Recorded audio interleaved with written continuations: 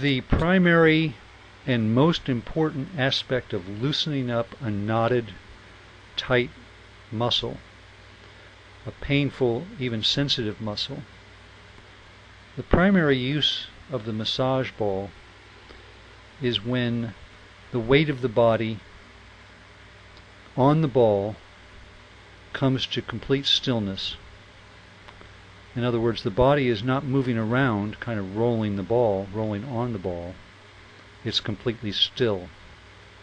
And the weight of the body coming down onto the ball is pushing that tight, knotted muscle area, that sensitive area, and kind of squashing it in a certain sense, and thus releasing its tension structure.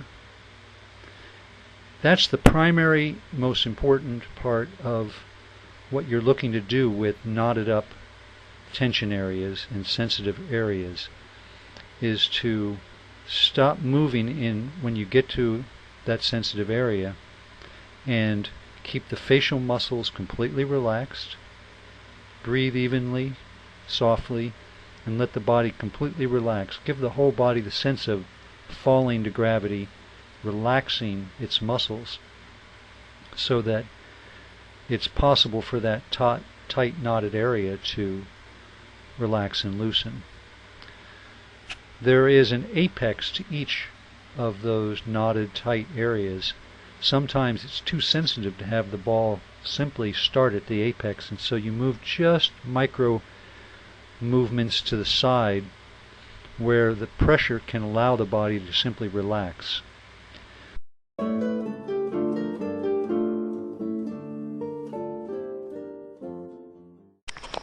Find any sensitive, painful spot or very tight muscle spot. Use slow movement and focus the massage ball on the spot. Let the body become motionless and still, feeling the spot with focus. Let the weight of the body relax and drop onto the massage ball. Further relax the jaw, eyes, face, and all body muscles, allowing the motionless body to sink more and more onto the massage ball. Feel directly the sensitive spot being pressured and even stretching. When loosening is felt, micro-move on and around the same spot and further loosen the area. Find the apex of the spot where the pain is most acute and feel it, and feel if the body can relax motionless on the massage ball without the muscle bracing or tightening up due to too much pain sensitivity. Micro-move off the apex if it is too sensitive, and loosen around it. Remember, loosening, not brace tightening, is the result to accomplish. Always back off the braced tightening too painful response. Try the apex point another day, after more and more loosening occurs.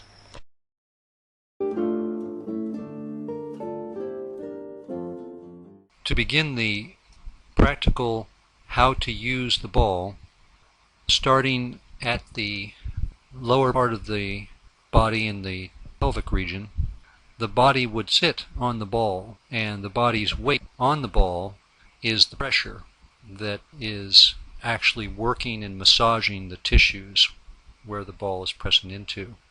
I usually start with the sacrum because the sacrum controls the spine above it, and when you loosen up the sacrum, you can fundamentally take out tensions in there that will, if those tensions are left in, will rise up into the spine.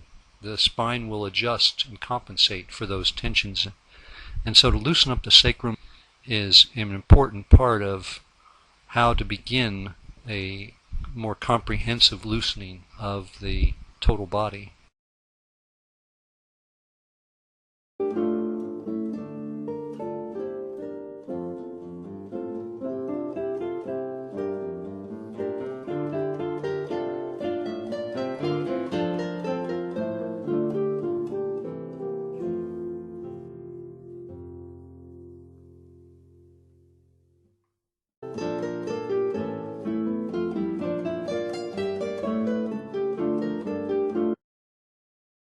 Moving on to the next area of using the massage ball, moving from the butt, sacrum, the muscles of the butt and the hip, all the way to the hip joint. Moving up the body, the next place is the lower back, or the lumbar spine area. And that area, for a lot of people, has tightnesses in there. The muscles of the lower back and the lower spine are oftentimes sensitive for people who, quote, have back issues, tightnesses in the lower back. So this is a place where you can be sensitive to the pressure that the ball is bringing to the lower back, and when you find an area that is super sensitive, then allow the ball not to go on that super sensitive spot, but just to the side of it. Go to the place nearby that super sensitive spot and work that first with the ball. At this point, when you're working on the lower back, the position of the body will change from the position that you were in when working the sacrum. The position of the sacrum has both feet on the ground with the knees up, and then both hands on the ground with the arms straight, so you're moving the body. When you're working the lower back, it's oftentimes best to go from both hands on the floor to having both elbows, so you go from sort of a more horizontal position of the body when working the lower back. And you're rolling again on that ball both side to side along the top of the pelvis bone, where the muscle attachments of the lower back take place, and those muscles go up to the bottom of the ribs, the last ribs of the body. Start by having the ball rolled right next to the spine. Again, it's safe if the ball rubs up against the spine or if you roll over the spine. You're trying to loosen the muscles up of the lower back, and start with the muscles that are right next to the spine. It can be felt when those muscles are particularly tight. Particularly those people who have back injuries will feel tensions in this particular area of the lower back. A lot of injuries take place in this area, and if you hit a very sensitive spot, then position the body so that you can just stop moving altogether and let the body rest or pressure down onto those sensitive spots.